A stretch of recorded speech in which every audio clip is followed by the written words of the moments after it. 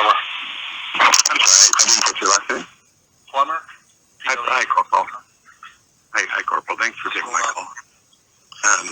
So, the other night there was an incident in Lakeview during a custody exchange where I brought my daughter to be exchanged in the custody of her mother, and her grandmother was there.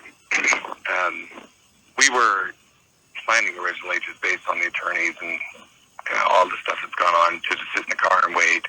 And her grandmother was going to come talk to her. What ended up happening was I unlocked the doors. Her grandmother and mother walked up, and they started just yanking her out of the car.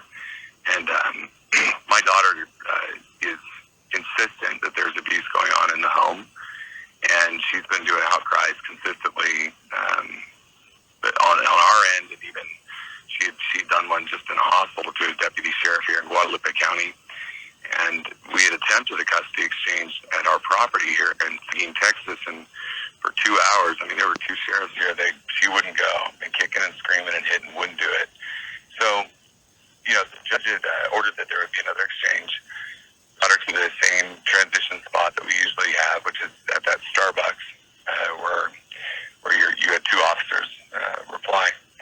Well, my father actually was the one who called in the 911 call, because when they walked up, like I said, it got physical very fast, and my daughter got hurt in the incident to the point where I ended up having to bring her to the hospital about half an hour to an hour afterwards on our way back towards the town, because she got to the point where she couldn't even extend her arm because her elbow had gotten hyperextended. Yeah, and I talked to Corporal, or not Corporal, I'm sorry, I talked to Officer S3Xual a little bit.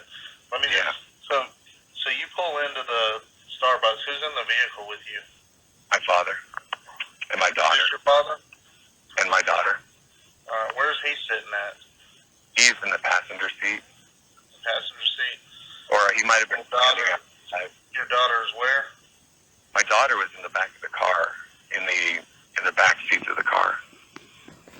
Like, we're directly behind you? Yeah.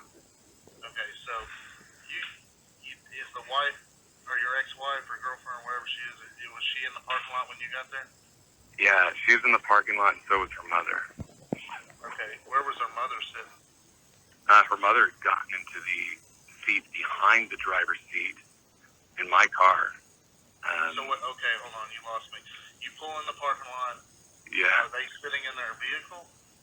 Yeah, they're sitting in their vehicle. The original plan was that the grandmother was going to deal with the transition, come over, maybe talk to Sophie, and have her come, over to their car. But instead, you unlock the doors, and she opens the door, and immediately they're just going at her, trying to pull her and yank her out of her. At what point did you turn a camera on?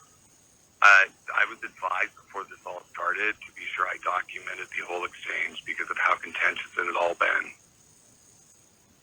Okay, so when did you turn your camera on? At 8:29, just... No, I'm talking about... I just started. Did you turn it on before you pulled in the parking lot? After, when the grandma opened the door? Yeah, right at flip out. Stop! Yeah, it was right then. Okay, so I grabbed she my opened phone. the door, she grabbed her, and that's when the video started?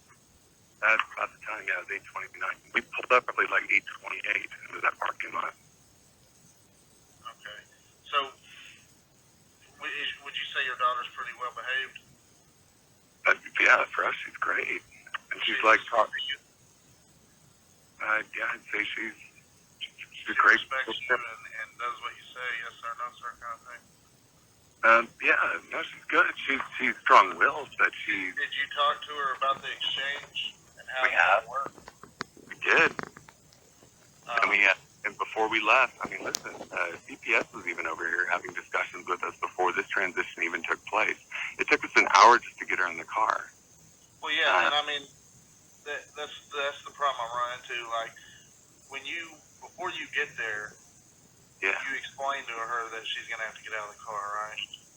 we told her, yeah. But I'm not going to physically hurt my daughter in that transition. No, I understand that. But at the same time, what do you do when your daughter tells you no? Well, you know what? It's not something that she says often. And in this case, she's saying no because she's telling us that she's being sexually abused in that house and that her mother's complicit in it. So it's a little bit of a difficult situation for a father to be in, to be told Were on y'all one. married at one point? Yes, we were. How long were y'all married for? 5 years. Okay, so at some point in life, y'all liked each other. Yeah, sure. Yeah. I mean, at some point. So at somewhere it went sour, and Yeah. y'all are struggling to work together.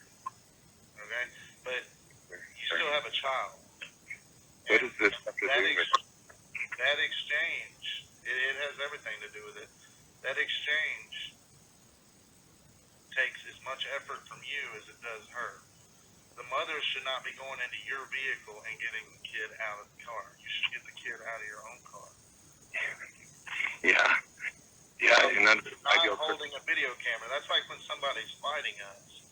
There's someone wants to hold the video camera and they don't want to help. They don't want to do anything. They just want to sit there and document to try and make it look. Yeah, no, I can understand that. You guys, I'm sure deal with a lot of At that. the same time, when you're sitting there holding a video camera and your 8-year-old daughter is seeing you do this, she thinks that this behavior is acceptable. Listen, I was advised by an attorney that's to do not that. a good environment for. I mean, yeah, the kid may get a extended arm or leg or whatever he said was the injury if she's fighting her mother. When you fight your parents, there's a possibility if she goes to whoop that kid with a belt and that kid ducks and catches a bruise across the back, that's on the kid.